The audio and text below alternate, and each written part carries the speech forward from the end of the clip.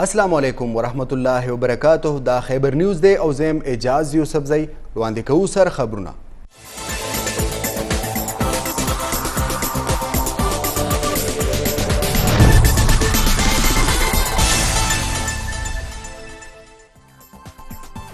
د صحافي ارشد شریف جستخاکی پاکستان ته راوړل شوی دی. د قطر ایرویز پرواز په ذریعه د شهید صحافي مړی د دوحه نه اسلام آباد ته را رسول شوی دی. اسلام آباد کې د صحافي جستخاکی لواحقینو ته حواله کړی شوی دی. پاکستان کې هم د ارشد شریف پوسټ مارټم کیږي. د لړ کې د پیمز د ډاکټرانو درې رکنی ټیم تشکیل کړی شوی دی. د صحافي مور مطالبه کړې ده چې پوسټ مارټم دوران دی سینیر سرجن هم موجود وي. د ارشد شریف جنازه به سبا له 2 بجې فیصل موسک کې ادا کیږي. د اسلام آباد H11 مقبره کې به خاورو ته سپارل شوي.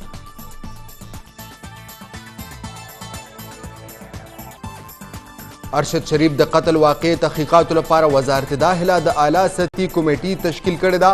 په کمیټه کې به ډایرکټر FIA، ډیپټي ډایرکټر IB، لیفټننټ کرنل ISI شامل وي. کمیټې به د قتل واقع تحقیقاتو لپاره په فوري توګه کینیا ته ځي او هلته به تحقیقات مکمل کوي. پاکستاني هی کمیشن به تحقیقاتو کې د کمیټې سره معاونت کوي.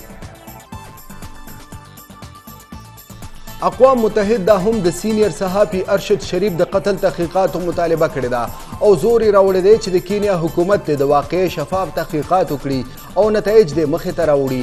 د اقوام متحده عمومي سکرتر انټونیو ګوټرس ترجمان وایي چې د ارشد شریف د قتل رپورټ مې کتلې ولې د دې معاملې مکمل تفتیش پکار دی.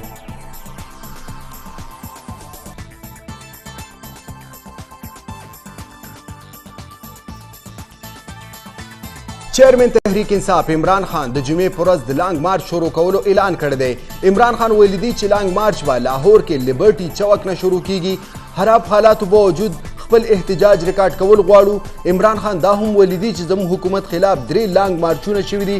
کرونا وبا او خراب معاشي حالاتو باوجود زموږ خلاف احتجاجونه شوي وو. په 25 مئی مونږ پر امن احتجاج کولو او دې دوران په مونږ تشدد شوی وو.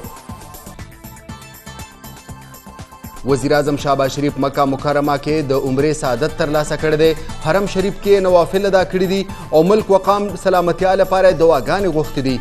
وزیر اعظم لپاره د خانه کعبې دروازه هم کلو کړې شوې وه. وفاقي وزرا خواجه آصف اسحاق ډار او مریم اورنګزیب بشمول وفد کې شامل نور چارواکو هم د عمرې سعادت ترلاسه کړی دی. وزیر اعظم د عمرې اداګۍ وروسته واپس ملک ته رارسي. وزیر اعظم شهباز شریف د سعودي عرب دورې اعلامیه جاری شوې ده. اعلامیه کې ویلي شوي دي چې وزیر اعظم د سعودي ولیعهد محمد بن سلمان سره ملاقات کړی او ورسره دواړه اړخیزه تعلقاتو او سرمایه‌کارۍ ته وده ورکولو په معاملو خبرې کړې دي. دواړو مشرانو د پاکستان او سعودي ترمنځ تعلقات نور مضبوطولو د عزم اظهار کړی. د خپلې دورې پر مهال وزیر اعظم د سرمایه‌کارۍ متعلق کانفرنس کې شرکت کړی و.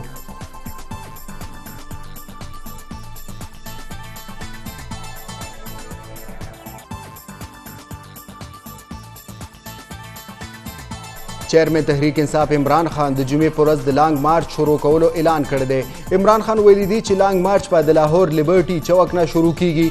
خراب حالاتو باوجود خپل احتجاج ریکارډ کول غواړو. عمران خان دا هم ویلي دی چې زموږ حکومت خلاف 3 لانګ مارچونه شو. کرونا وبا او خراب معاشي حالاتو باوجود زموږ خلاف احتجاجونه شو. چیرمن PTI به د لانګ مارچ پورې لاهور کې موجود وي.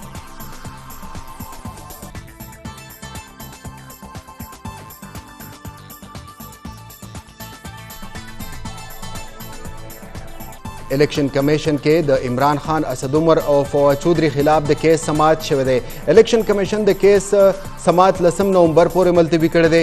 الیکشن کمیشن ویلي دی که چېرې په 10 نومبر څوک پیش نشول نو بیا به د فرد جرم لګولو نه علاوه زموږ سره بله لار نه وي.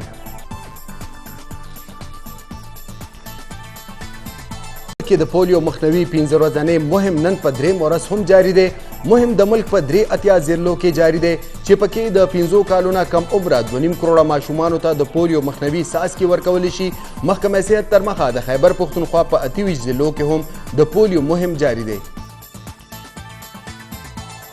حکومت د بجلی قیمتونو ګرانولو اعلان کړی دی. نیپرا ستمبر میاشتې لپاره د پرایس فیول ایډجسټمنټ په مد کې بجلی 9 پیسې فی یونټ د ګرانولو منظوري ورکړې ده. نیپرا تر مخه د اضافي سره به د بجلی په صارفینو د 1 ارب 10 کروڑ روپو اضافي بوج پریوځي. د اضافه اطلاق په لایف لاین او کې الکتریک صارفینو باندې نه وي.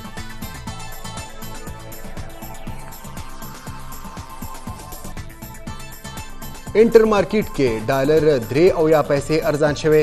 انټر بانک کې دا وخت یو ډالر په 219 روپۍ خرڅیږي. اوپن مارکیټ کې ډالر قیمت 222 روپو ته رسیدلی دی. بلخوا سټاک مارکیټ کې منفي رجحان دی. 100 انډیکس کې 382 پوینټس کمی شوی دی. مسلم لیگ نون نائب صدر مریم نواز صحافي ارشد شریف په مرګ نامناسب ټویټ کولو باندې معافي غوښتې ده. وایي چې خدای دې د ارشد شریف کورنۍ ته صبر ورکړي. زما مقصد غمجن خلکو ته تکلیف رسول نه و. نون لیګي نائب صدر مریم نواز دا هم ویلي دي چې زما د ټویټ مقصد د چا پورې ټوکې ملنډې کول نه و. که زما ټویټ سره چاته تکلیف رسیدلی وي نو زه ورنه معافي غواړم. مریم نواز یاده کړې ده چې زه د ارشد شریف کورنۍ لپاره دعاګو یم. خدای دې هیڅ یو کورنۍ هم داسې سخت وخت نه تیروي. وزیر اعظم شهباز شریف د سعودي عرب دورې اعلامیه جاری شوې ده. اعلامیه کې ویلي شوي دي چې وزیر اعظم د سعودي ولیعهد محمد بن سلمان سره ملاقات کړي او ورسره یې دواړه اړخیزه تعلقاتو او سرمایه‌کارۍ ته وده ورکولو په معاملو خبرې کړي دي. دواړو مشرانو د پاکستان او سعودي ترمنځ تعلقات نور مضبوطولو د عزم اظهار کړی دی.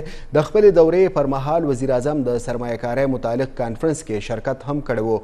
اعلامیې تر مخه وزیر اعظم شهباز شریف د سعودي ولیعهد محمد بن سلمان په بلنه د سعودي عرب دو ورځنۍ دوره کړې ده. د خپلې دورې پر مهال وزیر اعظم شاهي محل کې د سعودي ولیعهد محمد بن سلمان سره ملاقات کړی دی چې پکې د دواړه اړخیزو تعلقاتو د پراخه کولو جایزه اخیستې شوې ده او د دواړو ملکونو د ورورولۍ تعلقات نور هم مضبوطولو عزم شوی دی. وزیر اعظم شهباز شریف سرمایه‌کارۍ په حواله کانفرنس په کامیاب انعقاد سعودي ولیعهد له مبارکي ورکړې ده او نړیوال مشرانو به شمول سرمایه‌کاري راوځای کولو لپاره د کانفرنس رابلل اهم اقدام ګرځولی دی. اعلامیې تر مخه محمد بن سلمان د وزیر اعظم او د هغه د وفد د سعودي د دورې هرکلی کړې او د سعودي عرب او پاکستان ترمنځ د ورورولۍ تعلقات یې د دواړو ملکونو او سیمې استحکام لپاره اهم ګرځولي. سعودي عرب دورې پر مهال وزیر اعظم شهباز شریف ریاض ښار کې فیوچر انویسټمنټ انیشیټیو کانفرنس کې شرکت کړو او ورته خطاب هم کړو. وزیر اعظم شهباز شریف په ټویټر ورکړل شوی بیان کې د سعودي ولیعهد سره ملاقات ګټور ګرځولی او ویلي دي چې موږ دواړه اړخیزه تعلقات نور هم مضبوطولو باندې اتفاق کړی دی. شهباز شریف زیاته کړې ده چې ملاقات پر مهال محمد بن سلمان ته ویلي دي چې د پاکستان ولس د هغه د اسلام آباد د دورې منتظر دي.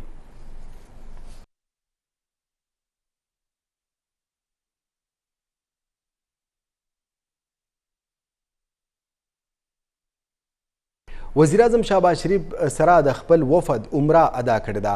وزیر اعظم په دې موقع حجر اسود هم ښکل کړی دی. وزیر اعظم شهباز شریف ملک سلامتیا او خوشحالۍ لپاره خصوصي دعاګانې کړي دي. وزیر اعظم شهباز شریف سره د خپل وفد سعودي عرب په دوره وزیر اعظم سره دغه دوره کې اسحاق ډار، مریم اورنګزیب او نور وزیران شامل وو. د عمرې سعادت یې ترلاسه کړی. وزیر اعظم شهباز شریف په دې موقع حجر اسود ښکل کړی دی او د ملک سلامتیا او خوشحالۍ لپاره دعاګانې غوښتې دي.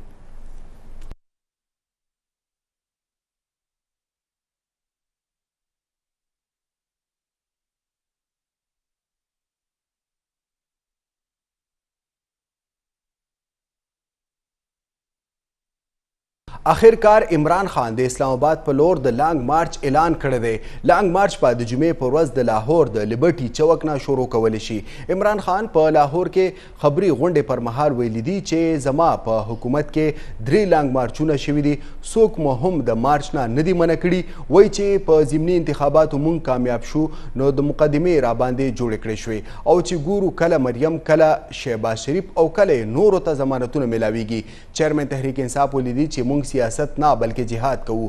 د غلو او کرپټ خلکو خلاف جهاد. وایي چې پوهیږو حالات سم نه دي خو بیا هم لانګ مارچ کوو. زموږ په حکومت کې هم حالات ښه نه وو خو بیا هم د اسلام آباد په لور 3 لانګ مارچونه شو او موږ څوک هم د مارچ نه نه دي منع کړي. عمران خان ویلي دي چې تیر ځل هم په 25 مۍ باندې په موږ ظلم او زیاتې شو. ما چې کله حالاتو ته وکتل نو د احتجاج د ختمولو اعلان مې وکړو.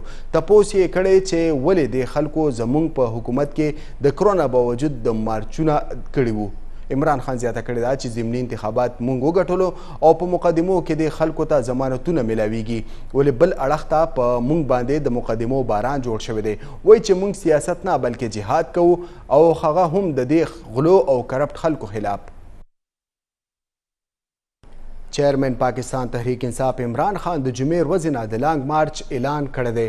وفاقي حکومت اسلام آباد کې کنټینرز او اسلام آباد پولیس سره اف سی او رینجرز ځای په ځای